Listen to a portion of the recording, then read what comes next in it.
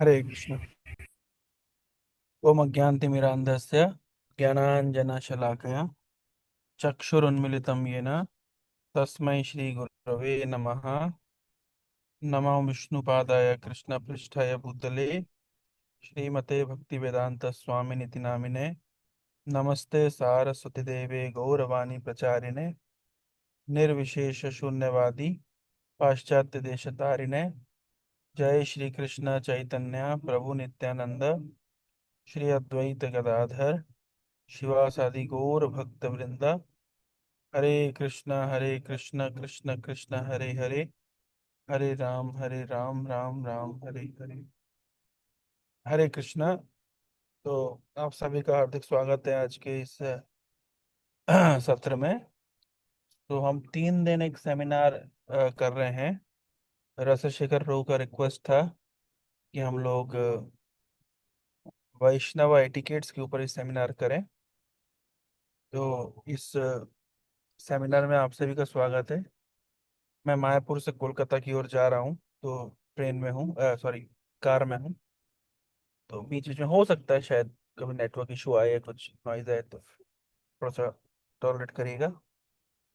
तो इससे पहले कि हम लोग आगे बढ़ें, इस सेमिनार को रखने के पीछे रजशेखर प्रभु का क्या उद्देश्य है और क्या विजन है, अगर आप शेयर करेंगे तो अच्छा रहेगा।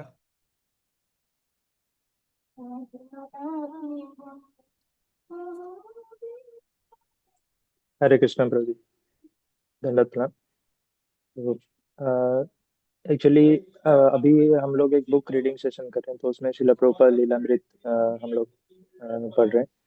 और उसमें अभी जैसे 3 स्टूडेंट्स रेगुलरली कनेक्टेड हैं, जैसे अतुल हैं, अमानत प्रो हैं, पीयूष प्रो हैं। तो ये क्योंकि नए नए हैं, प्रभुपाद जी के साथ कनेक्ट हो रहे हैं और धीरे धीरे इस्कॉन के बहुत सारे अन्य डिवोटीज के साथ कनेक्ट हो रहे हैं। तो इसलिए मुझे लगा कि सबसे पहले वैष्णव एटिकेट जो लेसन्स है उसे सीखना बहुत जरूरी है। क्योंकि जैसे मैंने कुछ दिन पहले एक कोट सुना था हल्दर महाराज जी का। महाराज बोल रहे हैं कि भक्ति का फल है साधु संग और साधु संग का फल है भक्ति। तो इसलिए अगर हमें साधु संग ही अल्टीमेटली वो हमारा मतलब फल है, वो ही दैट इज आवर, वो ही हमारा गोल है। तो साधुओं के साथ कैसे डीलिंग करना है वो हम सीखें, तो वो बेस्ट है हमारे लिए।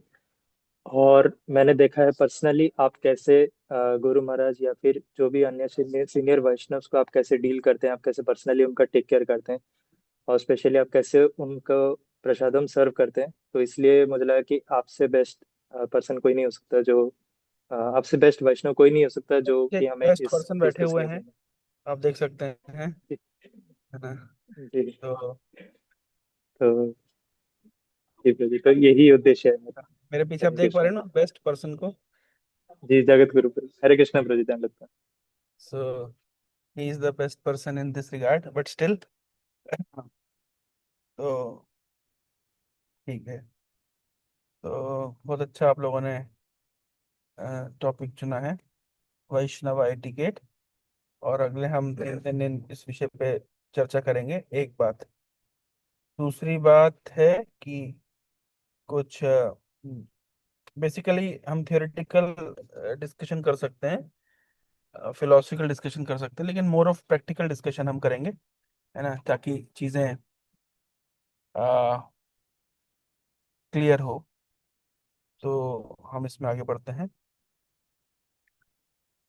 तो बेसिकली वैष्णव एटिकेट मतलब, इसको वैष्णव हम जानते हैं, भगवान विष्णु के भक्त को वैष्णव कहते हैं। और एटिकेट को सदाचार कहा जाता है। सद आचार, आचार मतलब आचरण, और सद मतलब अच्छा आचरण, सही आचरण, उसको कहते हैं सद आचार। तो एक वैष्णव का कैसा आचरण होना चाहिए, एक वैष्णव का कैसा बिहेवियर होना चाहिए, इसमें 2 चीजें आती हैं। एक एक वैष्णव का इंटरनल मूड कैसा होना चाहिए, एक वैष्णव का एक्सटर्नल बिहेवियर कैसा होना चाहिए, है ना। तो कभी कभी बहुत एलिवेटेड वैष्णवास होते हैं, जैसे कि गौर किशोरदास बाबा जी। तो अगर कोई उनके पास ब्लेसिंग्स मांगने आता था तो वो उसको गाली दे करके भगा देते थे। तो कभी कभी ऐसा लग सकता है कि अरे ये जो वैष्णव हैं, इनका एक्सटर्नल जो आचरण है वो तो बड़ा अजीब सा है। लेकिन तो उनके एक्सटर्नल आचरण से हम नहीं देख सकते कि उनकी वैष्णवता की स्थिति क्या है, वो किस लेवल के वैष्णव है ना। लेकिन एट द सेम टाइम हम उनको इमिटेट भी नहीं कर सकते। आ, जैसे एक वर्ड आता है तो कहते हैं अवधूत। नित्यानंद महाप्रभु हैं अवधूत।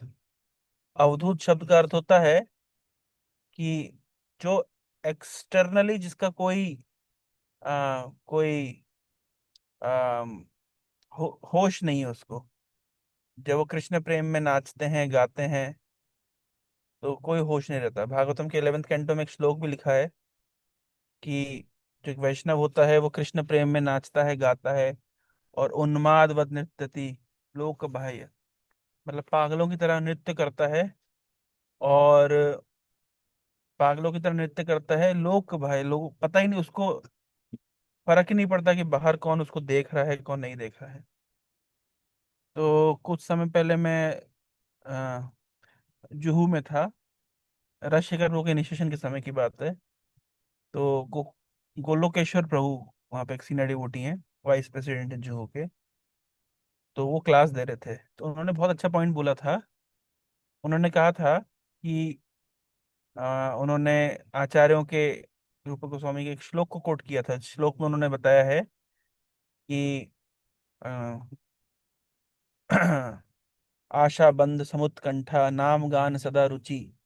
तो निष्ठा के स्तर के ऊपर एक श्लोक है चैतन्य चरितमृत से, कि कोई व्यक्ति अगर निष्ठा के स्तर पे पहुंच जाता है तो नाम गाने सदा रुचि, सदा नाम गान करने में रुचि होती है। अव्यर्थ कालत्वम, वो एक समय भी नष्ट नहीं करता है। और आशा बंध, उसको हमेशा होप रहती है, होप अगेंस्ट द होप, कि कृष्ण एक दिन उसके ऊपर कृपा दिखाएंगे। समुत्कंठा, उत्कंठा होती है, सम्यक रूपेण उत्कंठा, उत्कंठा होती है कृष्ण को प्राप्त करने की। तो ये सारे लक्षणों का वर्णन चैतन्य चैतामृत में किया गया है। तो गोकुलेश्वर प्रभु बताए कि कोई व्यक्ति, है ना, उन्माद नृत्यति लोक बाह्य, पागलों की तरह नाचने को तो इमिटेट कर सकता है ना, ऐसा दिखा सकता है, बिल्कुल कृष्ण प्रेम में रो सकता है, गा सकता है, नाच सकता है, कि जैसे कोई बाहरी सुध बुध उसको है ही नहीं। तो these symptoms can be imitated, ये इमिटेट करा जा सकते हैं। लेकिन कुछ सिम्टम इमिटेट नहीं किए जा सकते हैं, जैसे नाम गाने सदा रुचि, अव्यर्थ कालत्वम, समुत्कंठा। ये सब जो कैरेक्टरिस्टिक्स हैं, ये व्यक्ति चाह के भी इमिटेट नहीं कर सकता। क्या नाम गाने सदा रुचि इमिटेट किया जा सकता है? कोई व्यक्ति क्या इस प्रकार से 24 घंटे इमिटेशन में दिखा सकता है कि वो नाम जप में उसका रुचि है? या क्या व्यक्ति को इमिटेट कर सकता है अव्यर्थ कालत्वम? कभी नहीं कर सकता इमिटेट। ये these factors are, these things can not be imitated. तो हमें कि व्यक्ति के निष्ठा का स्तर या भक्ति, व्यक्ति के भाव का स्तर, भक्ति के स्तर को केवल आ, उसके उन्मादवत नृत्य लोक बाह्य, पागलों की तरह नाच रहा है, ये देख करके हम उसकी वैष्णवता को जज नहीं कर सकते ना। उसकी वैष्णवता की जजमेंट होता है उसके इन लक्षणों से। अव्यर्थ कालत्वम, नाम गाने सदा रुचि इत्यादि। तो so we can not imitate the Avadhuta platform, ना ही हम गौर कृष्ण बाबा जी महाराज के प्लेटफॉर्म को इमिटेट कर सकते हैं। और तो दूसरी बात यह है कि हम एक सोसाइटी में रहते हैं। तो सोसाइटी में हमें अपनी भक्ति को इंटरनलाइज करना होता है। एट द सेम टाइम हमें एक्सटर्नल कुछ बिहेवियर्स दिखाने होते हैं, क्योंकि हम भजनानंदी नहीं है, हम लोग गोष्ठियानंदी हैं। भजनानंदी मतलब जो भजन परायण भक्त होते हैं, वे ब्रज के किसी कोने में जाके बैठ जाते हैं, राधा कुंड में जाके बैठ जाते हैं और चौबीसों घंटे भजन करते हैं। लेकिन प्रैक्टिकली हम उस स्तर पर नहीं हैं, और प्रभुपाद जी हमसे चाहते भी नहीं थे कि हम उस स्तर पर इमिटेट करें। तो हम एक सोसाइटी में रहते हैं, हम गोष्ठी में रहते हैं, और हम कृष्ण के विषय में चर्चा करते हैं, दूसरों को साथ में दूसरों को इंस्पायर करते हैं। हमारा एक प्रीचिंग मूवमेंट है। हमारा एक स्टूडेंट था, तो समहाउ वो ऋत्विक बन गया था। फिर उसके बाद में भगवान की कृपा हुई उसके ऊपर, तो वो ऋत्विक मूवमेंट से बाहर निकला। लेकिन अभी उसका इस्कॉन के ऊपर ऐसा इंक्लिनेशन नहीं है। वो गौड़ीय गौड़ीय मठ में इंस्पायर्ड है, और अभी वो गौड़ीय मठ के अंदर he is looking for a spiritual master and he wants to dedicate. Earlier he had attraction attachment for Prabhupada, वो प्रभुपाद के लिए जान देने के लिए तैयार था, क्योंकि और उसका कहना था कि इस्कॉन में एक्चुअली हम प्रभुपाद के इंस्ट्रक्शंस को फॉलो नहीं कर रहे, और हम इसलिए वो जिस संस्था में जुड़ा है वहां पे एक्चुअली प्रभुपाद के इंस्ट्रक्शन फॉलो होते हैं। So he was fanatic about Prabhupada and Prabhupada instruction. फिर उसके बाद में ग्रेजुअली उसको रियलाइज हुआ कि ऋत्विक सिस्टम ठीक नहीं है, इनिशिएटिंग स्पिरिचुअल मास्टर होना चाहिए, एक प्योर डिवोटी का शेल्टर लेना चाहिए इत्यादि। फिर उसके बाद उसने इस्कॉन के अंदर प्योर डिवोटी खोजने की कोशिश नहीं करी। वो somehow he became attracted towards Gaudiya मठ। हमें कोई आपत्ति नहीं, कोई व्यक्ति अगर गौड़िया मठ के प्रति आकर्षित है या नहीं है, इसमें कोई फर्क नहीं पड़ता। लेकिन प्रभुपाद जी का मूड इस्कॉन के लिए, इस्कॉन में, और गौड़िया मठ का मूड जो है, ये बहुत डिफरेंट मूड है। बेसिकली जो गौड़िया मठ का मूड है, आ, आज की डेट में वो क्या स्थिति है पता नहीं, लेकिन जब श्रील भक्ति सिद्धांत सरस्वती ठाकुर ने प्रभुपाद जी को इंस्ट्रक्शन दिया था कि वो देख पा रहे हैं कि किस प्रकार से गौड़िया मठ यूनिफाइड एक साथ आकर के प्रचार कार्यक्रम में भाग प्रचार को बल नहीं दे रहा, प्रचार पे फोकस नहीं कर रहा है, और इसलिए शिल प्रभुपाद जी ने इस्कॉन की स्थापना करी। तो आज भी हम देखते हैं, अभी मैं जब जैसे मायापुर में हम लोग आए थे, तो हम लोग आए थे यूथ प्रीचर्स कन्वेंशन में। यूथ प्रीचर्स कन्वेंशन का अर्थ है, यहाँ पे हम सभी यूथ प्रीचर्स इकट्ठा हुए थे ऑल ओवर ईस्टर्न जोन से, जिसमें Orissa, Bengal, north east, eastern states, Bihar, Jharkhand, तो ये सारे स्टेट्स के यूथ प्रीचर्स इकट्ठा हुए थे।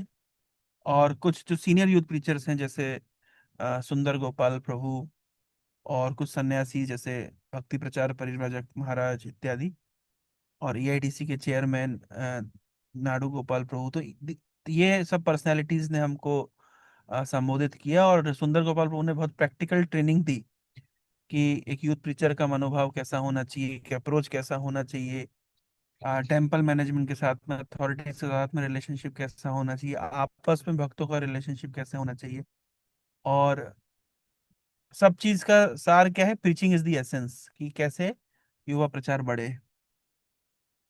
इसी के साथ साथ अलग अलग टेम्पल्स ने अपने प्रेजेंटेशन दिए थे, अलग कि उनका युवा प्रचार कार्यक्रम किस प्रकार से हो रहा है और कितना सक्सेसफुल मॉडल है इत्यादि। तो बेसिकली हमारे पूरे मूवमेंट में है ना, डिस्कशंस होते हैं, कॉन्फ्रेंसेस होती है, और इन सब का उद्देश्य होता है कैसे प्रचार कार्यक्रम बढ़े। हाँ, तो preaching ecosystem, ISKCON has a preaching ecosystem. ISKCON is constantly into preaching. इसी से पहले ISKCON India youth convention, eastern wing youth convention से पहले कम्युनिकेशंस की वर्कशॉप हुई थी, जहाँ पे ऑल ओवर इंडिया के जो स्टेट्स के अलग अलग इस्कॉन टेम्पल्स के कम्युनिकेशन डायरेक्टर्स आए थे। कम्युनिकेशन डायरेक्टर्स मतलब पब्लिक रिलेशन ऑफिसर्स, जो पब्लिक रिलेशन मेंटेन करते हैं ब्यूरोक्रेट्स के साथ में, फिल्म स्टार्स के साथ में, इंडस्ट्रियलिस्ट के साथ में, बड़े बड़े जर्नलिस्ट के साथ में, और मीडिया हाउसेस के साथ में, गवर्नमेंट ऑफिशियल्स के साथ में रिलेशनशिप, प्रेसिडेंट से प्राइम मिनिस्टर के साथ किस प्रकार से रिलेशनशिप रखा जाता है, सब उस विषय पे चर्चा कर रहे थे। क्योंकि अगेन उद्देश्य क्या है, preaching is the essence. Brajendra Nandan Prabhu जो कि इस्कॉन कम्युनिकेशंस के को डायरेक्टर हैं, उन्होंने बताया कि 1 दिसंबर को उनके पास एक रशियन डिवोटी आए थे। रशियन जो रशिया के जो कम्युनिकेशन डायरेक्टर थे वो आए थे, और उन्होंने वैजेंद्र नंदपुर से बातचीत कर रहे थे। और उद्देश्य था कि कुछ कुछ परमिशंस चाहिए उन्हें, या कुछ उन्हें डॉक्यूमेंट्स चाहिए कि किस प्रकार से भारत की सरकार और इस तरह भगवत गीता को प्रमोट करती है, ताकि वो रशिया में उसका लाभ ले सके। तो प्रभु बता रहे थे कि ये डिस्कशन चल ही रहा था, उतनी देर में न्यूज में फ्लैश हो गया आज तक के ऊपर, 4 तारीख को पुतिन आ रहे हैं। तो प्रभु बताया कि ये 1 तारीख को वो लोग मीटिंग कर रहे थे, और न्यूज फ्लैश हुआ कि 4 तारीख को पुतिन आ रहे हैं। तो तुरंत इनके दिमाग में आया, क्यों ना हम्म, पुतिन को भगवत गीता दिलवाई जाए। तो उन्होंने इमीडिएटली रशियन गीता मंगवाई। तो उनके मंदिर के पे 2 ही भगवत गीता अवेलेबल थी, एक hard bound Russian Bhagavad Gita, एक सॉफ्ट बाउंड पेपर बाउंड। तो जो हार्ड बाउंड भगवत गीता है, उन्होंने कहा ये बढ़िया है। और उन्होंने प्राइम मिनिस्टर के जो ओएसडी हैं, officer on special duty, IAS officer, उनको मैसेज किया, और रात को 10 बजे उनके घर पहुंच गए। और रात को जाकर के उनको, वो नहीं पहुंचे थे, उनके घर वापस नहीं आए थे, प्राइम मिनिस्टर के साथ में थे वो। तो उनकी वाइफ को उन्होंने गीता पकड़ा दी, बोले जब आपके हस्बैंड आएंगे तो सर को ये गीता दे दीजिएगा। और सुबह 10 बजे इन्होंने मैसेज डाला कि आई होप कि आपको आपकी वाइफ ने भगवत गीता दे दी, और आप इसको प्राइम मिनिस्टर को दे दीजिएगा, ताकि वो मिस्टर पुतिन को गीता दे सकें। तो प्राइम मिनिस्टर के जो ओएसडी है, उन्होंने मैसेज में रिप्लाई दिया कि ऑलरेडी सब कुछ हो गया है। ऑलरेडी गीता प्राइम मिनिस्टर के ऑफिस में पहुंच चुकी है, प्राइम मिनिस्टर के हाथ में पहुंच चुकी है। और जब पुतिन आएंगे तो डिनर के बाद उनको गीता दी जाएगी। और 4 तारीख को पुतिन आए, 4 तारीख को रात को डिनर हुआ, और डिनर के बाद में भगवत गीता पुतिन को प्राइम मिनिस्टर ने दी। और इमिडिएटली उनका फोटोग्राफर रेडी रहता है, तो फोटो खींची गई। विद इन मोमेंट्स वो फोटो वायरल हो गई। इतनी वायरल हो गई कि आ, भगवत गीता स्टॉक खत्म हो गया रशिया में। सब लोग पुतिन गीता मांग करके ले गए, प्रो बता रहे थे। तो ऑनलाइन स्टोर्स में गीता खत्म हो गई, ऑफलाइन सारे मंदिरों से गीता खत्म हो गई, गीता का पूरा स्टॉक खत्म हो गया। तो बीबीटी के ऊपर प्रेशर आ गया आ, रशियन गीता छापने का। विद इन फ्यू डेज ऐसा इस तरह इतना पावरफुल प्रचार हो गया। तो ये क्यों हो पाया? क्योंकि उन्होंने काफी सालों से वो प्राइम मिनिस्टर के ऑफिस के साथ में रिलेशनशिप डेवलप कर रहे थे। और जो रशिया के जो कम्युनिकेशन इंचार्ज थे, वो एक्सपेक्ट कर रहे थे कि कुछ एक दो लेटर मिल जाए हमें। अब तो उन्हें लेटर की जरूरत ही नहीं पड़ी। हालांकि एआई ने वो वीडियो भी वायरल की जिसमें पुतिन फ्लाइट में जाते हुए गीता पढ़ रहे हैं। ऑफ कोर्स वो एआई फोटो था, बट एनीवे। और उसी के तर्ज पे मध्य प्रदेश के मुख्यमंत्री ने तो खुद ही फोटो उसकी उनकी आई, हेलीकॉप्टर में जा रहे हैं और फ्लाइट में जा रहे हैं और गीता पढ़ते हुए जा रहे हैं। तो ISKCON is a preaching movement. कुल मिलाकर के कहने का तात्पर्य ये है कि इस्कॉन, यहाँ तक कि इस्कॉन अगर डीटी वर्शिप भी करता है, तो हमारे डीटी वर्शिप में भी उद्देश्य रहता है कि इट्स अ प्रीचिंग मूवमेंट। पुजारी भगवान को इस प्रकार से श्रृंगार करे कि लोग भगवान के प्रति आकर्षित हों और भगवान की कृपा को प्राप्त करें। तो पहला पॉइंट ये है हमारे लिए आज के लिए लेसन, कैसे इस्कॉन डिफर करता है दूसरे गौड़ीय वैष्णव ऑर्गेनाइजेशंस के साथ, है ना। दूसरी गौड़ीय वैष्णव ऑर्गेनाइजेशंस या दूसरे वैष्णव संप्रदाय, दूसरे Vaishnava organizations, so have they give importance on their practices. वो इस्कॉन भी करता है, लेकिन ultimately preaching is the essence, हम लोग प्रचारक हैं। तो हमारे सारा जो ओरिएंटेशन है वो प्रीचिंग ओरिएंटेशन है। तो ये एटिकेट की जब बात आती है, तो एक तो होता है वैष्णव एटिकेट, दूसरा होता है Vaishnava within the society of, within international society for Krishna consciousness, है ना। एक तो हम वैष्णव हैं, उसके बाद हम वैष्णव कहाँ पर हैं? हम इस्कॉन में वैष्णव हैं। तो हमारा फिर एक being a Vaishnav is important, it's very important, it's very big thing. Then being a Vaishnav in Srila Prabhupada's own family in ISKCON movement is the is far more important, and our orientation is preaching. तो हमारा जो वैष्णव etiquette का जो understanding है, वो in general वैष्णव, देखिए वैष्णव etiquette की शिक्षा सबसे पहले किसने किसको दी हमारे संप्रदाय में? तो श्रीमान चैतन्य महाप्रभु ने सनातन गोस्वामी को वैष्णव एटिकेट की शिक्षा दी। उन्होंने कहा कि हे सनातन, आपको हरि भक्ति विलास नामक ग्रंथ लिखना है, या आपको एक ग्रंथ लिखना है। इसका नामकरण बाद में सनातन गोस्वामी ने किया। बेसिकली सनातन गोस्वामी ने उसको रीपब्लिश किया। गोपाल भट्ट गोस्वामी उसके मेन कंपाइलर थे, हरि भक्ति विलास।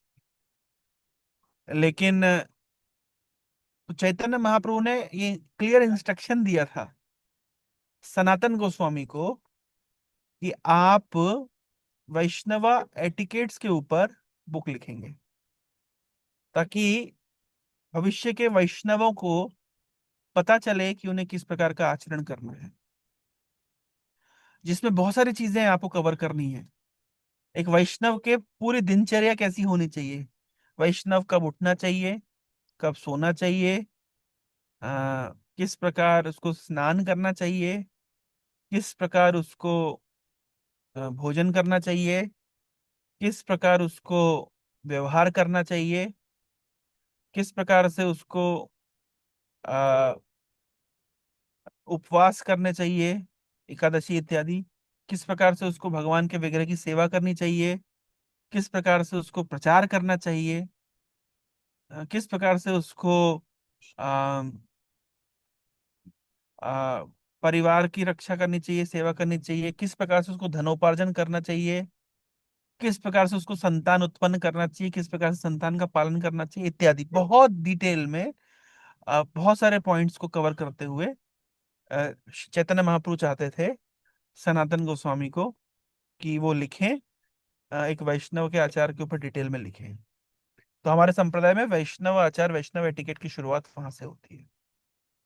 क्या आप में से किसी को याद है कि चैतन्य महाप्रभु ने सनातन गोस्वामी को प्रॉपर एटिकेट ना फॉलो करने के कारण डांटा भी था? क्या आप बता सकते हैं कोई ऐसा उदाहरण? कब श्रीमान चैतन्य महाप्रभु ने सनातन गोस्वामी को डांट लगाई थी?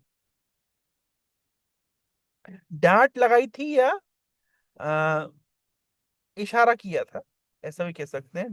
डायरेक्टली डांट नहीं लगाई थी, लेकिन कोई कोई कोई तरीक कुछ याद आ रहा है आपको किसी को? मैं बताता हूँ। किसी को याद आ रहा है? कोई बताना चाहेगा? कोई बात नहीं, अगर किसी को याद नहीं आ रहा तो। जब जब सनातन गोस्वामी हम जानते हैं, सनातन गोस्वामी और रूप गोस्वामी दोनों भाई थे, और नवाब हुसैन शाह के दरबार में वे प्राइम मिनिस्टर और फाइनेंस मिनिस्टर के रूप में नियुक्त थे। और रूप गोस्वामी तो चैतन्य महाप्रभु से मिलने के लिए पहुंच गए थे। रूप गोस्वामी के साथ में उनके छोटे भाई वल्लभ, हम्म, वे भी आ गए थे।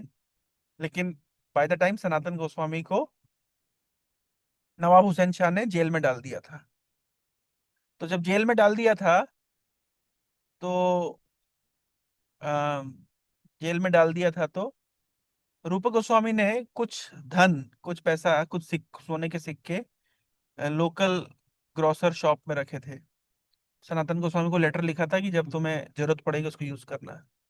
तो सनातन गोस्वामी ने उसी धन को रिश्वत दे करके, ब्राइब दे करके, और जेल से छूटे थे। और जेल से छूट करके वो चैतन्य महाप्रभु से मिले, और जब वाराणसी पहुंचे तो उस समय चैतन्य महाप्रभु तपन मिश्र के घर में रहा करते थे। सॉरी, चंद्रशेखर आचार्य के घर में रहते थे और तपन मिश्र के घर में भोजन करते थे। तो चैतन्य महाप्रभु जब घर के अंदर थे तो किसी ने चैतन्य महाप्रभु को कहा कि कोई मुस्लिम फकीर आपसे मिलने के लिए आया है। मुस्लिम फकीर कौन था ये सनातन गोस्वामी थे, की तरह था, जिन्होंने एक कंबल डाला हुआ था और दाढ़ी इनकी बड़ी हुई थी। तो चैतन्य महाप्रभु ने पहले तो उनका स्वागत किया, उनका आलिंगन किया, उनको बहुत सम्मान के साथ पे बुलाया। लेकिन फिर इशारा किया कि थोड़ा जाके दाढ़ी मूछ काट करके आइए, है ना, और ढंग के कपड़े पहन करके आइए। तो सनातन गोस्वामी समझ गए। तो चैतन्य महाप्रभु ने, जैसे प्रभुपाद जी जब अमेरिका गए तो प्रभुपाद जी ने अपने भक्तों को प्रॉपर शेव करना सिखाया। एक कोट भी है प्रभुपाद जी का, do not become hippie again. आप लोग बाल बढ़ा करके फिर से हिप्पी मत बनिए। तो इसकी शुरुआत चैतन्य महाप्रभु ने करी है, जब उन्होंने सनातन गोस्वामी को प्रॉपर दाढ़ी मूछ काट करके और शेव करने के लिए कहा। फिर चैतन्य महाप्रभु के इंस्ट्रक्शन से वे दाढ़ी मूछ काटे और शेव करे। और उन्होंने चंद्रशेखर से एक पुरानी पुरानी धोती मांगी, बोली मैं नए। महाप्रभु उनको देखकर काफी खुश हुए, लेकिन बार बार चैतन्य महाप्रभु अपनी नजर सनातन गोस्वामी के कंबल के ऊपर डालते थे, कंबल के ऊपर। क्यों? क्योंकि ये एक नया कंबल था, है ना, बड़ा ही सुंदर रेशमी कंबल लग रहा था। तो महाप्रभु की बार बार नजर सनातन गोस्वामी के कंबल के ऊपर जा रही थी। तब सनातन गोस्वामी समझ गए कि श्रीमान चैतन्य महाप्रभु नहीं चाहते हैं कि मैं इतना कॉस्टली कंबल अपने ऊपर धारण करूं। तो वे वापस गए और वहां पे गंगा के तट पे जा करके उन्होंने एक गरीब साधु से बोला कि मैं आपका कंबल एक्सचेंज करना चाहता हूँ, अपना कंबल दे करके आपका कंथा लेना चाहता हूँ। तो बड़ा आश्चर्य हुआ उस साधु को कि अरे कौन ऐसा पागल होगा जो इतना अच्छा रेशमी कंबल दे करके और, है ना, पुराना फटा हुआ कंथा लेना चाहेगा। लेकिन ये चैतन्य महाप्रभु की इच्छा थी, क्योंकि वे सनातन गोस्वामी और षड गोस्वामी के माध्यम से वैराग्य की शिक्षा देना चाहते थे। इसलिए षड गोस्वामी अष्टकम में आता है, तत्वतूर्ण अशेष मंडलपति श्रेणीम सदा तुच्छवत भूत्वा दीन गणेश गौ करुणया कौपीन कंथाश्रितौ। कंथाश्रितौ, उन्होंने कंथा धारण किया। कंथा मतलब जो पुराने कपड़ों का बना हुआ, जो पुरानी चिंदियां बच जाती, चिंदी का बना हुआ जो आ, चिंदियों का जो बना हुआ एक कंबल जैसा होता है, उसको कहते हैं कंथा। तो उसको कहते हैं कंथा। तो पुराना कंथा उन्होंने धारण किया। तो इस प्रकार से हम देख सकते हैं कि चैतन्य महाप्रभु ने डे वन से ही सनातन गोस्वामी को, है ना, प्रॉपर ड्रेसिंग कैसी होनी चाहिए एक वैष्णव की, वो शिक्षा देना शुरू कर दिया था। और फिर उसके बाद उन्होंने क्लियरली अपने डिजायर को एक्सप्रेस किया कि मैं चाहता हूं कि आप वैष्णवों के लिए एक मैनुअल लिखिए, एक वैष्णव का आचरण कैसा होना चाहिए। इतना ही नहीं, इस ग्रंथ में ये भी कवर किया गया है कि जैसे कभी कभी हम लोग कंफ्यूज होते हैं, सोलार एक्लिप्स या लूनार एक्लिप्स के समय हमें वैष्णव रीति रिवाजों को पालन कितना करना चाहिए, नहीं करना चाहिए। स्मार्त मत में माना जाता है कि मंदिर बंद हो जाने चाहिए और डीटी वर्शिप नहीं होनी चाहिए इत्यादि। लेकिन आपने ऑब्जर्व किया होगा हम इस्कॉन में इस चीज को नहीं फॉलो करते। क्यों? क्योंकि हरि भक्ति विलास में वर्णन किया गया है। अच्छा, अब हरि भक्ति विलास से तो बहुत सारी चीजें वर्णन की गई है जो कि हम इस्कॉन में फॉलो नहीं करते हैं। जैसे हरि भक्ति विलास में बैंगन खाने के ऊपर रेस्ट्रिक्शन है, हरि भक्ति विलास में पत्ता गोभी खाने के ऊपर रेस्ट्रिक्शन है। तो आप बोलेंगे हम क्यों करते हैं ऐसा, हम क्यों खाते हैं बैंगन और हम क्यों खाते हैं पत्ता गोभी? तो हमारा आंसर है क्योंकि प्रभुपाद जी ने खाया है, क्योंकि प्रभुपाद जी ने अलाउ किया है ना। तो चैतन्य महाप्रभु ने एज अ मैनुअल बनाने के लिए सनातन गोस्वामी को कहा, जो कि हरि भक्ति विलास के रूप में प्रस्तुत है। और हरि भक्ति विलास में से भी कुछ कुछ पॉइंट्स हैं जिसमें जिसमें शिला प्रभुपाद जी ने अ, जोर डाला है, और कुछ कुछ पॉइंट्स हैं जिसमें शिला प्रभुपाद जी ने फ्रीडम दी है। तो हम क्योंकि प्रभुपाद के अनुगत्य हैं, और हम लोग कन्विंस्ड हैं कि प्रभुपाद युगाचार्य हैं, और श्रीमान चैतन्य महाप्रभु के सेनापति भक्त हैं, और हमारे संप्रदाय के मूल आचार्य हैं। तो अब क्योंकि हम शिला प्रभुपाद जी के प्रति हमारा ये डिपेंडेंसी का भाव है, तो इसलिए हम वी आर वेरी स्पेसिफिक कि शिला प्रभुपाद जी ने हमें किन चीजों पे प्राधान्य दिया है, किन चीजों पे फोकस किया है, और किन चीजों को स्ट्रिक्टली मना किया है, किन चीजों को ऑप्शनल रखा है। तो हमारे लिए वैष्णव एटिकेट शिला प्रभुपाद जी की दृष्टि से होगा। देखिए, चैतन्य महाप्रभु ने बहुत सारी चीजें ऐसी कही हैं जो वैदिक शास्त्रों से अपेरेंटली भिन्न है। जैसे महामंत्र, वैदिक शास्त्रों में ऐसे कहा गया है कि हरे राम राम राम हरे हरे पहले लिखा गया है, लेकिन चैतन्य महाप्रभु ने उसको हरे कृष्ण कृष्ण कृष्ण हरे हरे ऐसा कर दिया है। तो है ना, चैतन्य महाप्रभु वे के समय में एक एक ब्राह्मण था, उसके ऊपर किसी मुसलमान ने पानी छिड़क दिया था। तो बाकी ब्राह्मणों ने कहा कि तुमको तो अ, तपता हुआ घी पीना पड़ेगा। तो वो चैतन्य महाप्रभु के पास आया, तो महाप्रभु ने कहा कि तुम हरे कृष्ण करो। तो ऐसा देखा जाए तो वैदिक शास्त्रों में बहुत कठोर प्रायश्चित के नियम दिए गए हैं, लेकिन महाप्रभु ने उन सब चीज को स्वीकार नहीं किया। तो Chaitanya Mahaprabhu was revolutionary, then after Chaitanya Mahaprabhu was revolutionary, Prabhupada was revolutionary. अब आप कोई बोल सकते नहीं प्रभुपाद के बाद में फिर कोई रिवोल्यूशनरी व्यक्ति आएगा, फिर वो कुछ चेंज कर देगा तो हम किसको फॉलो करेंगे। तो देखिए, हम लोग इस्कॉन में हैं, और इस्कॉन प्रभुपाद जी का आश्रम है। तो जब तक हम इस्कॉन में हैं, हमें प्रभुपाद जी की तरफ चलना पड़ेगा। हाँ, कोई व्यक्ति अगर अपना खुद का आश्रम खोल करके, अपनी खुद की संस्था बना करके, और अपना खुद का कोई नियम लाना चाहे, तो दैट इज देयर फ्रीडम, उसमें हम कुछ नहीं बोल पाएंगे। तो अभी शिक्षा ये है कि वैष्णव एटिकेट का जो ओरिएंटेशन है, वो चैतन्य महाप्रभु ने शुरू किया। सनातन गोस्वामी को उन्होंने शिक्षा प्रदान करी, लेकिन साथ ही साथ में सनातन गोस्वामी ने जो हरि भक्ति विलास वर्णित किया है, उसमें से भी हम we are very much ISKCON specific, Srila Prabhupada specific.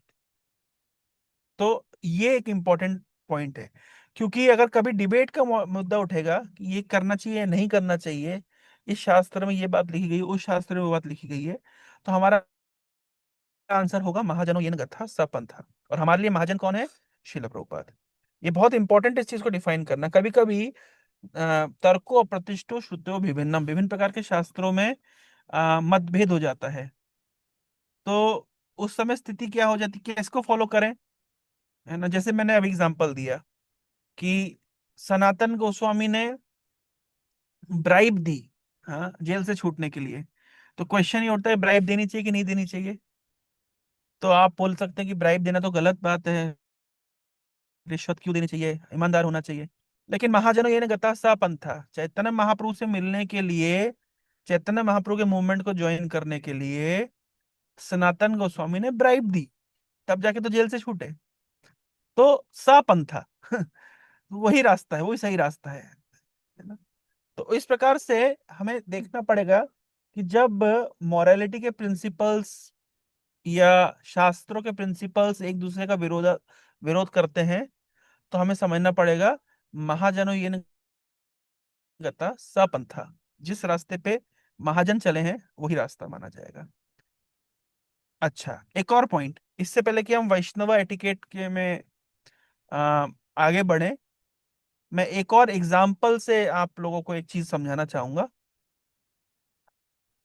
जैसे उदाहरण के तौर पे, अभी, है ना, कुछ कुछ चीजें बहुत क्लियर नहीं है as an ISKCON devotee, as a follower of Srila Prabhupada हमें। तो हमें देखना पड़ेगा कि पुराना कल्चर किस दिशा में लेके जा रहा है। जैसे उदाहरण के तौर पे, जो रथ यात्रा इशू आप लोगों ने सभी ने उड़ीसा में सुना होगा, है ना। तो उड़ीसा के जो में जो रथ यात्रा इशू हर दिन उठ जाता है। तो अभी बहुत सारे भक्तों के मन में प्रश्न है कि प्रॉपर एटिकेट क्या है, प्रॉपर सही तरीका क्या है इस सिचुएशन को डील करने का। सही तरीका क्या है पूरी पांडाव से डील करने का। सही तरीका क्या है अ, गजपति महाराज से और उनसे डील करने का। या सही तरीका क्या है शंकराचार्य से डील करने का, है ना। ये प्रश्न एक बहुत स्पेसिफिक प्रश्न है, क्योंकि प्रभुपाद जी ने तो कई बार हम देखते हैं कि पूरी मंदिर के अंदर चलने वाली प्रॉब्लम्स को लेकर के या किस प्रकार से करप्शन वहां पे हो रहा है उसको लेकर के प्रभुपाद ने पॉइंट आउट किया है ना। तो हमें कैसे उसको देखना चाहिए और कैसे उसको हमें रिएक्ट करना चाहिए, ये भी एक, क्योंकि जब when we are talking about etiquettes, so it's not that we are simply following the etiquette within our society. We also have to follow etiquettes that are when we are dealing with outsiders, है ना। अब जैसे यही example जो, क्योंकि current situation से अगर मैं आपको, मैं अगले 2 दिनों में 3 दिनों में थ्योरी नहीं पढ़ाऊंगा, मैं आपको केवल प्रैक्टिकल स्टोरी सुनाऊंगा एटिकेट से रिलेटेड। तो आप लोग बहुत सारी चीजें समझ जाएंगे। और case studies are far more powerful than just theoretical understanding. तो ये जो रथ यात्रा का इशू है, इसके ऊपर बहुत सारे लोगों का अलग अलग मत है। विशेष रूप से बहुत सारे ISKCON devotees they are very vocal Rath Yatra के मैटर को लेकर के, पूरी मंदिर में होने वाले करप्शन को लेकर के, शंकराचार्य को लेकर के, है ना। इनफैक्ट, है ना, इस्कॉन स्कॉलर बोर्ड और हमारे बेस में तो भक्त लोग वीडियो बनाते ही रहते हैं, वो तो, है ना। दे आर वेरी उनको तो सेवा ही ये मिली है इस्कॉन अथॉरिटीज से कि आप लोग वीडियो बना बना करके पूरी के करप्शन को एक्सपोज करो और शंकराचार्य को एक्सपोज करो इत्यादि। तो मेरा क्या स्टैंड है इस विषय पे, और मैं अपने स्टैंड को कैसे शास्त्रीय रूप से बैकअप करूंगा, ये मेरे लिए इम्पोर्टेंट है ना। कभी कभी हो सकता है कि हम अथॉरिटीज के अप्रोच से अ, हमारा मेल नहीं खाता हो। कभी कभी ऐसा भी हो सकता है कि with in authorities, different different authorities का अपना अपना व्यू पॉइंट हो सकता है। तो बीइंग अ वैष्णवा, हमें सबको अधिकार है, हमारा एक एक खुद का एक थॉट प्रोसेस, एक इंडिपेंडेंट थॉट प्रोसेस भी हमारे पास हो। एट द सेम टाइम हम प्रॉपर एटिकेट्स को फॉलो करें, बिना किसी को पॉइंट आउट किए या बिना किसी से झगड़ा किए। तो मेरा क्या पॉइंट आउट, मेरा क्या विजन है इस पे, मैंने ये विजन हिज होलीनेस भक्ति प्रेम महाराज से सुना है। तो मैं महाराज को कोट करते हुए बताऊंगा। महाराज ने 2-3 एग्जाम्पल दिए। महाराज ने कहा, और यही सेम चीज कल ईआईडीसी के चेयरमैन नाडू गोपाल टू ने बताई, बहुत अच्छा पॉइंट बताया कि हम जानते हैं कि हरिदास ठाकुर वो श्रीमान चैतन्य महाप्रभु के एक पार्षद हैं। लेकिन क्योंकि उनका जन्म एक यवन परिवार में हुआ, मुसलमान परिवार में हुआ है, तो वे न केवल जगन्नाथपुरी मंदिर के अंदर प्रवेश नहीं करते थे, वे मंदिर के आसपास भी नहीं जाते थे। सिमिलरली सनातन गोस्वामी, रूप गोस्वामी, जो हमारे हमारे गौड़ीय वैष्णव संप्रदाय के मूल आचार्य हैं, they are the pioneers of our संप्रदाय।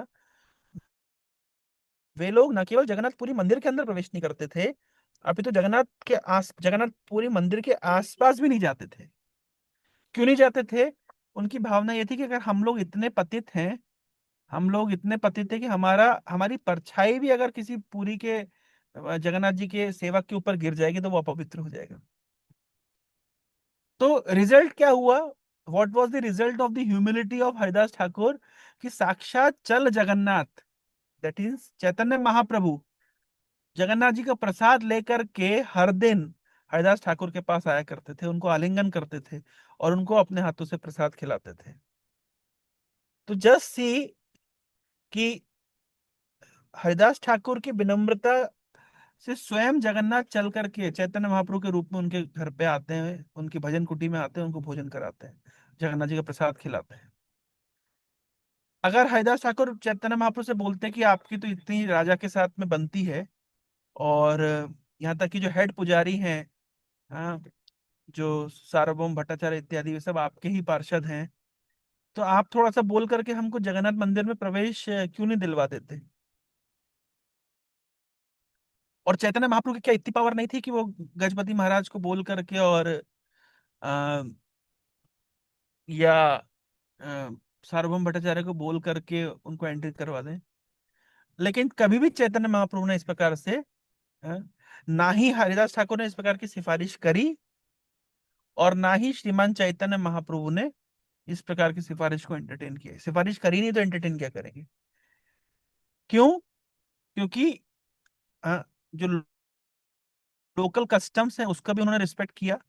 और उन्होंने बताया कि इंस्टेड ऑफ कि हमको जगन्नाथ जी के मंदिर में प्रवेश करके अपने आप को प्रूव नहीं करना है, हमें ये प्रूव करना है कि, है ना, with humility and with sincerity हम जगन्नाथ जी के हृदय को जीत सकते हैं।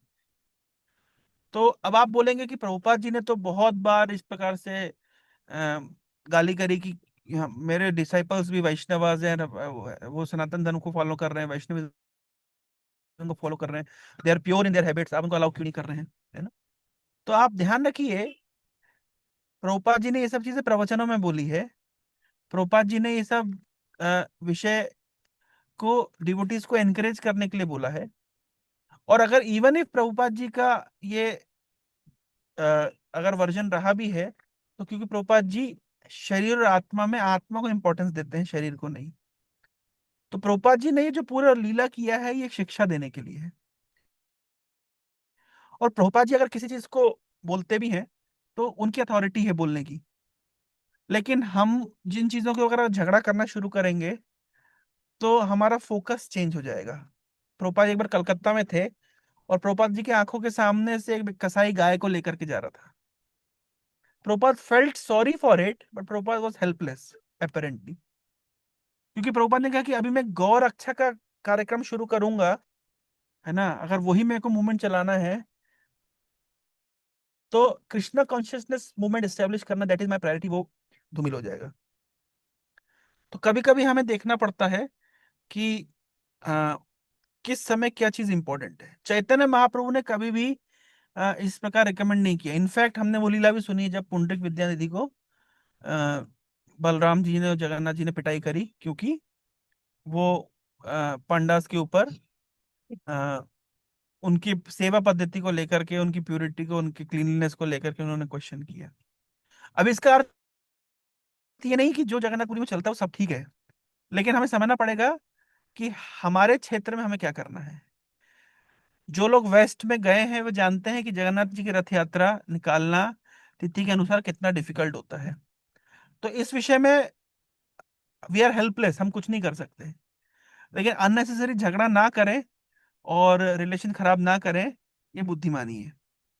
और ये विनम्रता भी रहेगी, चैतन्य महाप्रभु को हम अधिक प्रसन्न कर पाएंगे, है ना। ये झगड़ा चलता रहेगा, इस झगड़े का कोई एंड नहीं है।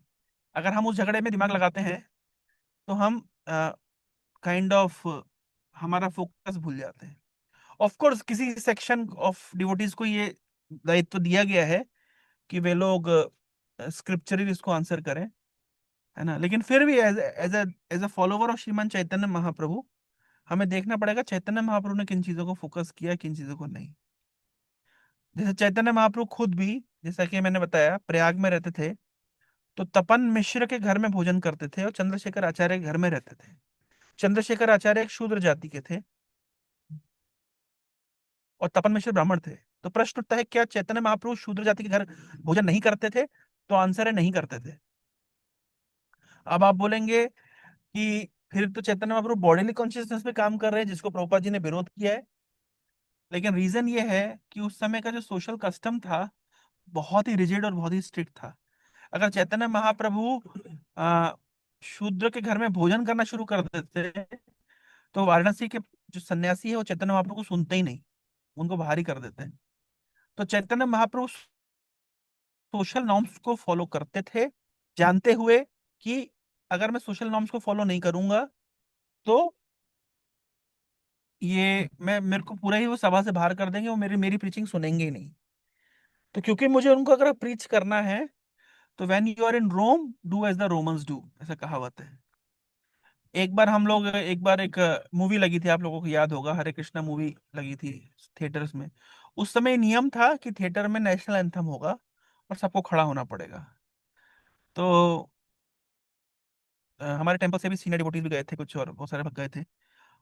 तो जब मूवी में जब नेशनल एंथम शुरू हुआ, तो कुछ सीनियर डिवोटी खड़े नहीं हुए। तो हमारे वेल विशर हैं, बहुत बड़े चार्टर्ड अकाउंटेंट थे, अनफॉर्चुनेटली उनको ब्रेन स्ट्रोक हो गया है, तो इस बेड। तो वो भी साथ में गए थे, लेकिन उन्होंने जब सीनियर डिवोटीज के इन आचरण को देखा कि ये लोग नेशनल एंथम में खड़े नहीं हुए, तो उन्हें बड़ा हर्ट फील हुआ कि ये किस प्रकार है, ऐसा क्यों करते हैं लोग, क्यों। भले ही हम लोग शरीर नहीं आत्मा है, हम भारतीय नहीं है, हम अमेरिकी नहीं है, है ना, हम तो कृष्ण के अंश हैं, बट हम किसी देश में रहते हैं तो हमें उस देश के नियमों को पालन करना चाहिए। ये एक जनरल एटिकेट है, लोग हमको देख रहे हैं, ऑब्जर्व कर रहे हैं, है ना। तो the point is when we are in a preaching movement, हम लोग भजनानंदी नहीं है कि किसी भी पेड़ के नीचे बैठ करके हम भजन कर सकते हैं, या हम भजन कर रहे हैं तो हमें कोई सोशल नॉर्म्स को देखना जरूरत नहीं है। हमारे लिए सोशल नॉर्म्स भी बहुत इंपॉर्टेंट है। बहुत ज्यादा सोशल होना जरूरत नहीं, हर चीज का एक बैलेंस होना चाहिए। चाणक्य पंडित ने कहा है, अति सर्वथा वर्जयेत, है ना, कि हर चीज, किसी चीज की अति अच्छी नहीं है, बैलेंस होना चाहिए। लेकिन पॉइंट ये है कि हम जब सोशल कस्टम्स में, हमें कुछ सोशल विषय में जानना चाहिए, बिहेव करना चाहिए, है ना। आप ये नहीं बोल सकते मैं ट्रांसेंडेंटल हूँ तो मैं गाड़ी राइट में चलाऊंगा, है ना, आपके सारे ट्रांसेंडेंटल पोजीशन निकल जाएगी, है ना। अभी हम लोग मुंबई में थे, तो थोड़ा सा लेन इधर उधर हो गया मेरिन ड्राइव के पास में, तो 1200 रुपये का फाइन कट गया। अब सारा हमारा ट्रांसेंडेंस खत्म हो गया एक ही बार में। तो इस तरीके से नहीं होता है ना। सो आज के लिए हमारा लेसन ये है कि वैष्णव एटिकेट इज नॉट जस्ट अवर आचार व्यवहार with in the community of devotees, it is also with outsiders. कभी कभी एक छोटा सा एग्जांपल आपको देता हूँ। जब इस्कॉन की शुरुआत हुई थी भारत में, तो प्रोपा जी ने ये लाइफ मेंबरशिप का आइडिया लाए थे, कि लाइफ मेंबरशिप का आइडिया मतलब कि लाइफ मेंबर्स बनाएंगे और लाइफ मेंबर्स को कुछ फैसिलिटी देंगे। लेकिन जैसे जैसे इस्कॉन ग्रो हुआ, हाँ हमारा ये बहुत बड़ा चैलेंज रह गया ऐसा इस्कॉन इस्कॉन का, कि हम लोग लाइफ मेंबर्स को प्रॉपर केयर नहीं दे पाए। इसका रिजल्ट क्या हुआ, और ये लाइफ मेंबर कोई छोटे मोटे लोग नहीं थे, बहुत सारे इलाइट लोग थे, बहुत सारे इंपॉर्टेंट लोग थे, लेकिन क्योंकि हम उनको प्रॉपर केयर नहीं दे पाए, और उनको जो हमने प्रोमिस किए थे वो फुलफिल नहीं हो पाए, तो हमारा बहुत बैकलैश आया, बहुत नाम खराब हुआ, है ना। तो कभी कभी हम लोग नाम खराब कर लेते हैं, हम लोग ये बोल रहे हैं हम तो डिवोटी हैं, अरे तो भगवान संभाल लेंगे, है ना। लेकिन इस तरीके से तो when we are dealing with devotees we must be careful, because अगर हम केयरफुल नहीं रहेंगे तो हम अपराध करेंगे, है ना। लेकिन when we are dealing with outside people we have to be extra careful, क्योंकि अगर हम एक्स्ट्रा केयरफुल नहीं रहेंगे और अगर हम गलत आचरण करेंगे, तो हम उसकी श्रद्धा भक्तों के ऊपर से खत्म कर देंगे, और प्रीचिंग उसके भक्त बनने की संभावना को रोक देंगे। लेकिन अगर हम अच्छा आचरण करते, तो हमारे आचरण को देख करके, प्रसन्न होकर के, वो हो सकता है उसके मन में ये भावना है कि भक्त अच्छे हैं, मुझे भी भक्त बनना चाहिए। तो therefore devotee means one has to be extra careful when they are dealing with insiders और आउटसाइडर्स अलोन, सबके साथ। अब एक इंटरेस्टिंग चीज और मैं बताऊंगा कि अ, कई बार, क्या हर बार हम ये चीजें भूल जाते हैं, लेकिन इस प्रकार का जब हम सेमिनार सुनते हैं, डिस्कशन करते हैं, तो हमें वो कॉन्स्टेंटली स्मरण में रहता है कि हमें हमारे आचार आचार व्यवहार के ऊपर चेंज लाना है ना। और मैं एक बहुत विषय पे एक इम्पोर्टेंट हमेशा बात बोलता हूँ, कि कृष्णा कॉन्शियसनेस केवल ऐसा नहीं है कि हम इंटरनलाइज करते हैं, है ना। मैं एक छोटा एक फोटो आप लोगों को दिखाता हूँ। एक फोटो से आप लोग समझ जाएंगे कि मैं एक फोटो से आप अ, समझ जाएंगे कि मैं क्या दिखाना चाह रहा हूँ। हमारा स्टूडेंट है आशुतोष प्रभु, उनका एक फोटो मेरे पास है ना। तो मैं वो फोटो क्यों दिखा रहा हूँ, क्योंकि मैं दिखाना चाहता हूँ कि कृष्णा कॉन्शियसनेस का मतलब केवल ये नहीं होना चाहिए कि हम उसे बोलते हैं, इट शुड वर्क, है ना। जैसे आप लोग देख पाएंगे,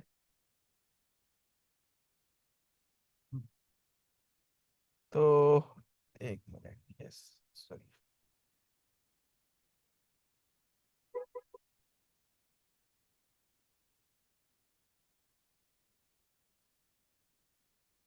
कहाँ गया?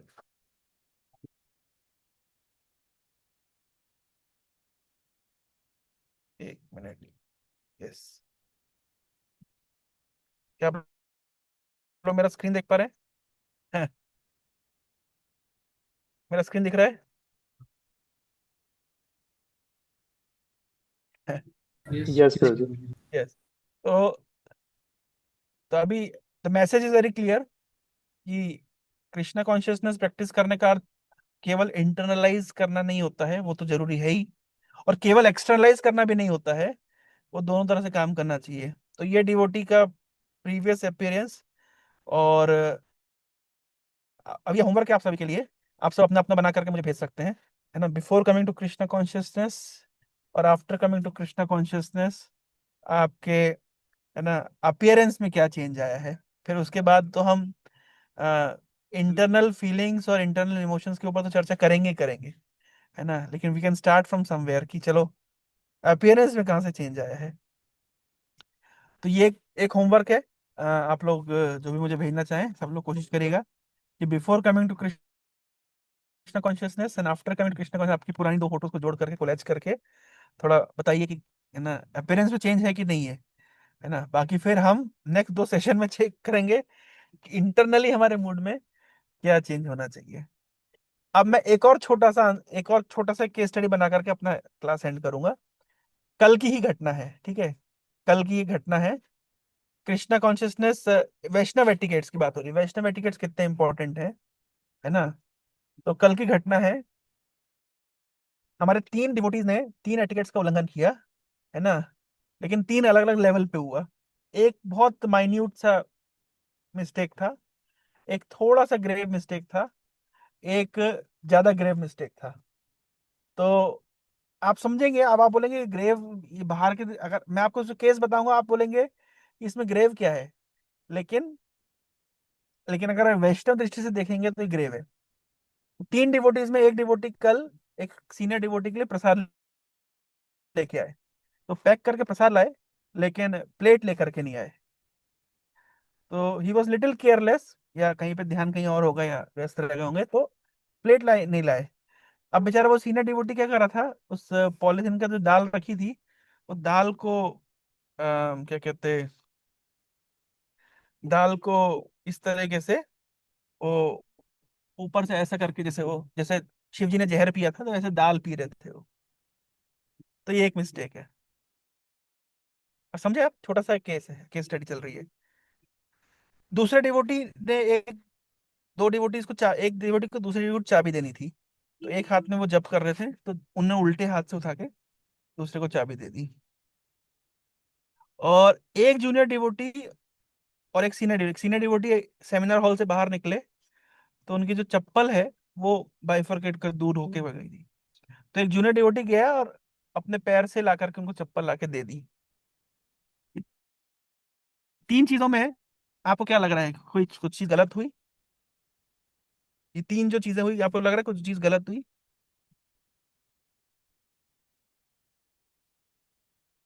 बहुत छोटी चीजें हैं, है ना। प्लेट लाना भूल गया बच्चा, बेचारा भक्त, कौन सी बड़ी बात है। दूसरा भक्त ने क्या किया, उल्टे हाथ से चाबी दे दी। और तीसरे भक्त ने क्या किया, सीनियर डिवोटी को उनकी चप्पल पैर से सरका के दे दी। तो क्या लग रहा है, कोई कोई बहुत बड़ा गंभीर अपराध, कोई मर्डर कर दिया क्या, या किसी को कुछ बहुत गलत किया क्या? ऐसा क्या लग रहा है आपको? यस प्रभु जी, मुझे लग रहा है कि मतलब सेवा के टाइम माइंडफुल नहीं थे ड्यूअर्स। हाँ, छोटी सी चीज है ना। बंद मोई सावधान मते, ये चीज कोई बता देगा मेरे को। मैं एक बार देवकीनंदन को सर्व कर रहा था, तो मेरे साथ पद्माक्षी और एक दो भक्त और थे। तो मैं ऊपर सर्व कर रहा था, नीचे प्रसाद, मतलब हम लोग सन्यासी रूम में वो उनको रुकाया था, और नीचे वो लोग रुके थे, मतलब नीचे प्रसाद सब अनफोल्डिंग चल रहा था जो राजभोग का। तो पद्माख्य था और तुषार जो अभी हैदराबाद में वो था, ऐसे 2 3 भक्त थे। तो मैं सर्व कर रहा हूँ और ये लोग प्रसाद ले करके बाउल्स में डाल डाल के ला रहे हैं। तो ये जैसे जैसे लेके आते जा रहे, मैं डालता जा रहा। तो सब डालने के बाद में ये लोग लेकर के आए क्या कहते हैं, करेला। तो ऑलमोस्ट जब उनका प्रसाद खत्म हो गया, तो जब उनका ऑलमोस्ट प्रसाद खत्म हो गया, तो बोलो पीछे जाने, और ये बहुत प्यार से बोलना, ये बंगाली लोग मार देंगे तुमको, एटिकेट का फॉलो करो नहीं तुम। तो हम लोग बंगाल की गलियों में हैं, बड़ा कठिन है। जो हमारे साथ आए हैं पानी हाटी, उन लोग को पता होगा, है ना, कि कितना कठिन है यहाँ की गलियों में हम लोग एंटर कर रहे हैं। और उसमें भी टोटो वाले बंगाली लोगों से डील कर रहे हैं, जो थोड़े से में योग्य रहते हैं यहाँ के लोग, है ना। हाँ। तो एनीवे, तो मैंने उनको करेला सर्व किया जब ऑलमोस्ट उनका प्रसाद खत्म होने वाला था, लास्ट में करेला। तो मुझे वो कहते कि तुमने अपने गुरुमा को कभी सर्व नहीं किया। मैंने कहा नहीं किया। बोले तभी तो नहीं किया, तभी तो तुम ऐसे सर्व कर रहे हो, मतलब तुम्हें पता ही नहीं है कि पहले कड़वी आइटम दी जाती है और बाद में मीठी आइटम दी जाती है। अब आप बोलेंगे भाई साधु है, खा जाओ ना, कुछ भी खा जाओ। आज हम लोग गए थे युवराज प्रो के घर में प्रसाद लेने, है ना। तो बंगाली के घर में जब आप प्रसाद लेते हैं, तो आपको पता चलता है कि प्रसाद किसको कहते हैं, प्रसाद खिलाना किसको कहते हैं, है ना। आप लोग को फोटो दिखाऊं क्या, कैसे उन्होंने प्रसाद सर्व किया है? आप लोग को देखना चाहिए, है ना, कितना।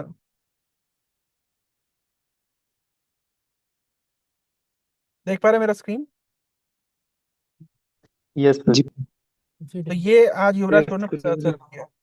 और ऐसा नहीं है कि बस ऐसा प्लेट में लगा के दिया, उसका जो स्टाइल होता है ना, राइस देते हैं, फिर एक एक आइटम देते जाते हैं, बैंगन से शुरू किया, एक एक आइटम धीरे धीरे देते गए दे गए। बंगाली स्टाइल है ये। और लास्ट में दाल दी जाती है, फिर स्वीट शुरू की जाती है। तो स्वीट में भी जो कम स्वीट है, ज्यादा स्वीट है, फिर उससे ज्यादा स्वीट है, यहाँ घुसेगा अंदर, है ना, इस प्रकार से। उतरी उतरी गेट खोलिए। तो इस प्रकार से दिया जाता है, ये एक एटिकेट है ना, सीखना चाहिए कैसे प्रसाद सर्व करना है। हमारे उड़ीसा में आपने कभी कभी देखा होगा, जब हम प्रसाद सर्व करते हैं, है ना, तो राइस दाल, अन्न डालना खट्टा, और उसी के ऊपर खीर मिला देते हैं। मैं कहता हूँ, पर मेरा मेरा ये फेमस कोट है कि जो व्यक्ति अगर राइस दाल में खीर मिला देगा, इससे बड़ा वैष्णव अपराध कुछ और नहीं हो सकता। पर्सनली मेरा ऐसा वर्जन है। क्यों? We are not careful about services, है ना। तो आप बोले प्रभु जी आप प्रवचन दे रहे हैं, तो क्या आप भी क्या हमेशा केयरफुल रहते हैं? तो मैंने कह रहा हूँ नहीं रहता हूँ। ये सेमिनार देने का उद्देश्य ही ये है। भक्ति तीर्थ महाराज ने एक बुक लिखी है, leadership for the age of higher consciousness. उसमें उन्होंने लिखा है कि ये जो लीडरशिप के ऊपर मैं प्रवचन दे रहा हूँ, ये बुक लिख रहा हूँ, ऐसा नहीं कि मैं अच्छा लीडर हूँ। इस बुक को लिखने के दौरान मैं मेडिटेट कर रहा हूँ कि मैं अच्छा लीडर कैसे बन सकता हूँ। तो ये सेमिनार के दौरान मैं मेडिटेट कर रहा हूँ कि अ, वैष्णव एटिकेट सेमिनार्स को देते हुए हम लोग रिवाइज करें कि वैष्णव एटिकेट्स किसको कहते हैं, और क्या सही एटिकेट से कहाँ हम गलती करते हैं, ताकि हम उस गलती को देख के उसको हम अवॉइड कर सकें। बहुत बहुत धन्यवाद। आप लोगों से बातचीत करते करते हम पानीहाटी पहुंच गए, जहाँ पे चैतन्य महाप्रभु, नित्यानंद प्रभु ने रघुनाथ दास गोस्वामी को कृपा दी थी। अगर आपके मन में कोई जिज्ञासा है, कोई प्रश्न आज की चर्चा से संबंधित है, तो हम 2-3 मिनट ले सकते हैं, और हम सेमिनार को 2 दिन और कंटिन्यू करेंगे।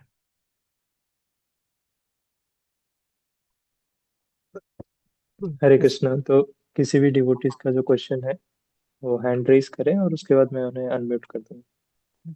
Electronic hand raise.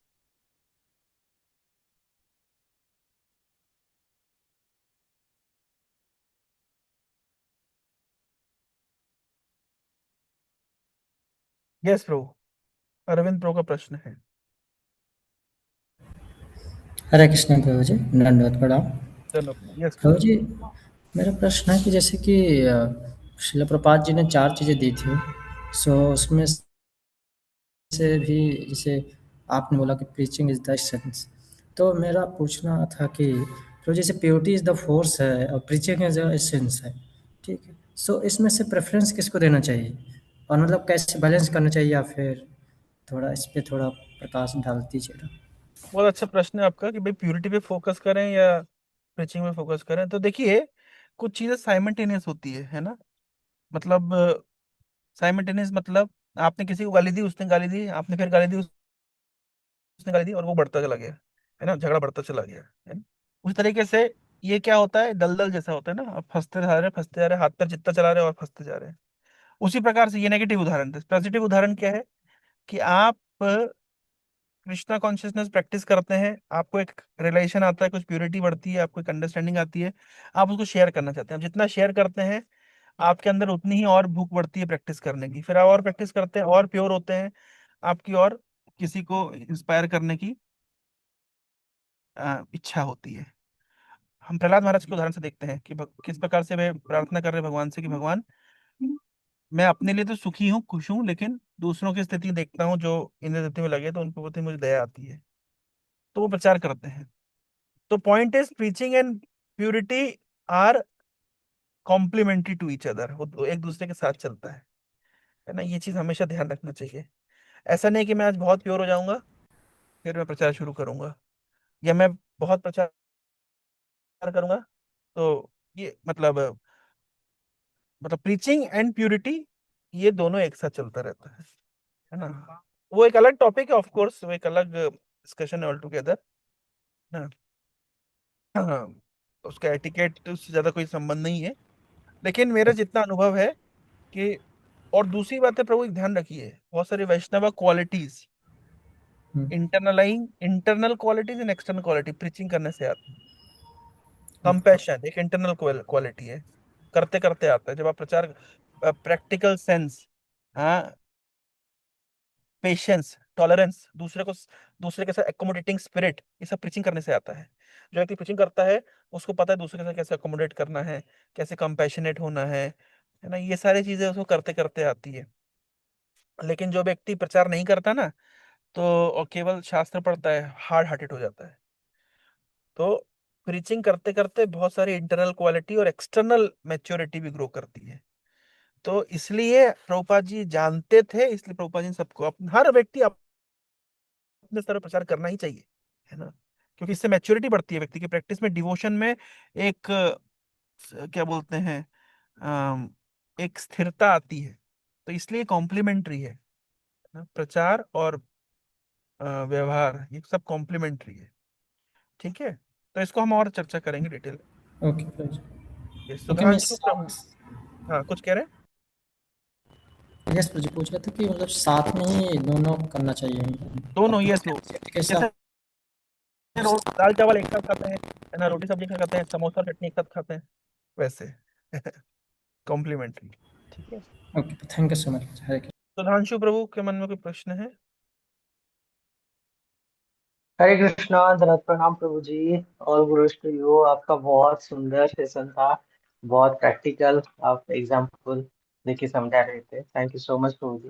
प्रभु जी, जैसे आपने तीन एग्जाम्पल दिए, प्लेट, एक डिवोटी प्लेट लेना भूल गया, और एक डिवोटी उल्टे हाथ से कुछ दे दिए, और एक डिवोटी पैर से चप्पल सरका रहे थे।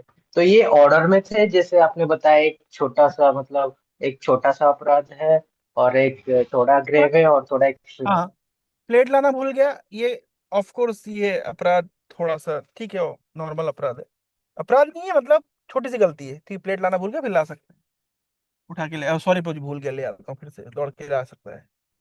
हाँ।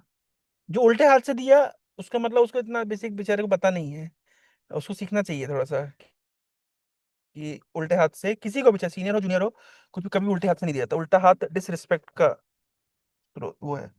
लेकिन सीनियर की चप्पल को पैर से देना, ये सबसे ग्रेव माना जाएगा, है ना। और ये कोई व्यक्ति जानबूझ के नहीं करता है, लेकिन हो जाता है, तो इसलिए सीखना चाहिए कि नहीं नहीं, ये, है ना। मैंने ये सब बेसिक ट्रेनिंग हमारे काउंसलर से ली है इस विषय पे, बहुत सारी चीजें, है ना। चाहे वो दाढ़ी मूंछ काटने की ट्रेनिंग हो, एक चाहे वो हाफ चड्डा पहन के मंदिर जाने की ट्रेनिंग हो, कि एक बार मंदिर गया था, शुरुआत में हाफ चड्डा पहन करके, मेरे काउंसलर समझा नहीं, कभी हाफ चड्डा पहन के मंदिर में नहीं आना चाहिए, भगवान के सामने, भक्तों के सामने हाफ चड्डा नहीं पहनना चाहिए। छोटी सी चीज है, देखिए, है ना। मेरे काउंसलर ने मुझे एक बार कहा था कि भक्तों को मूछें नहीं रखनी चाहिए, जिंदगी में कभी मैंने मूछ नहीं रखी, है ना। आजकल तो बच्चों को हम बोलते बोलते थक जाते हैं, कटाओ कटाओ कटाओ, काटते नहीं है, जिद्दी हो जाते हैं। तो एटिकेट मतलब जो हमारी संस्था में चल जो जरूरी है वैष्णव के व्यवहार में उसकी ड्रेसिंग सेंस में, और जबकि आपको इंस्ट्रक्शन मिल गया, आपके गाइड आपको डायरेक्टली बोल रहे हैं, तब भी अगर आप नहीं कर रहे तो फिर किस वर्ण निकम्मापन क्या होगा। मुझे कई बार डांटे पड़ी इन चीजों के लिए, और मैं तो कई बार हम लोग पढ़ रहे थे वो किताब में, सर्वेंट और सर्वेंट में एक डिवोटी शेयर किए थे, तमाल कृष्ण महाराज संकीर्तन में जाने से पहले सबको एक साथ खड़ा करते थे, चेक करते यूनिफॉर्म सबकी, ड्रेस कोड, धोती कुर्ता ठीक है कि नहीं है, हेड शेव है कि नहीं है, मुंह दाढ़ी कटा है कि नहीं कटा है। क्यों करते थे? Discipline, military discipline. तो छोटी छोटी चीजें हैं ना, लेकिन हम देखिए कितना छोटी छोटी चीजों को मिस आउट कर देते हैं। अब जैसे मान लीजिए मेरा ही अभी, आप सोचिए मैं ट्रैवलिंग कर रहा हूँ, तिलक नहीं लगा हुआ है ना, पर ये अच्छा एटिकेट नहीं माना जाता है। This is not a good etiquette. अब देखिए मैं खुद प्रवचन दे रहा हूँ लेकिन मैं मिस कर रहा हूँ कि तिलक होना चाहिए। तो these are the things that we need to work upon, है ना। छोटी छोटी चीजें हैं, लेकिन यही चीज हमको, अभी आप कभी देखिए मंदिर में आकर के बहुत सारे भक्त लोग हम देखते हैं, बड़ी बड़ी दाढ़ियां हैं, बड़े बड़े, कोई मतलब डिसिप्लिन नहीं दिखता है, तो आप उनको क्या इस्कॉन डिवोटी बोलेंगे? हाँ। तो अजीब व गरीब तरह से ड्रेसिंग स्टाइल किया हुआ है, फिर उसके बाद पढ़ते लिखते नहीं है, सुबह नहीं उठते हैं, डिवोटी केवल शाम के डिवोटी हैं, सुबह वाले डिवोटी नहीं है। तो when we are talking about in, मतलब जब कृष्णा कॉन्शियसनेस सीरियस होना ही है ढंग से, आप मिलिट्री में होके दिखा दीजिए, आप मिलिट्री वाला कोई व्यक्ति, कोई मिलिट्री में जाता है, पैरामेडिकल फोर्स में जाता है, पैरामिलिट्री में जाता है, या सीआरपीएफ में जाता है, पुलिस में जाता है, आप उनके, हमारे कितने सारे बच्चे, बेस के बच्चे जो पुलिस फोर्स में गए, हाँ, जब बेस में रहते थे तो दाढ़ी मूछ नहीं काटते थे, ड्रेसिंग सेंस कुछ नहीं था, लेकिन वहां गए तो कंपलसरी है आपको प्रॉपर तरीके से हेयर स्टाइल होना चाहिए, दाढ़ी कटी होनी चाहिए। क्यों कर, तो जब वहां कंपलसरी है, इस्कॉन में क्यों कंपलसरी नहीं होना चाहिए? हम्म? इस्कॉन में क्या मनगढ़ंत तरीके से कोई भी ड्रेस सेंस आप ले सकते हैं, है ना। अरे बोल हो गया चल। तो दिस इज द पॉइंट, ठीक है। थैंक यू सो मच प्रभु जी आपका सुंदर आंसर के लिए। ओके, प्रभु जी और एक छोटा सा सवाल तो पूछ प्रभु सकता हूँ? नेक्स्ट क्वेश्चन कर लेंगे, अब जगत हमारे नाराज हो रहे हैं, है ना? हाँ, ठीक है प्रभु जी, धन्यवाद प्रभु जी, हरे बहुत बहुत कृष्णा धन्यवाद। धन्यवाद। Hare Hare Krishna brother, thank you very much for this session. Krishna. जगत गुरु श्रील प्रभुपाद की जय। अच्छा। हरे कृष्ण। हरे कृष्ण।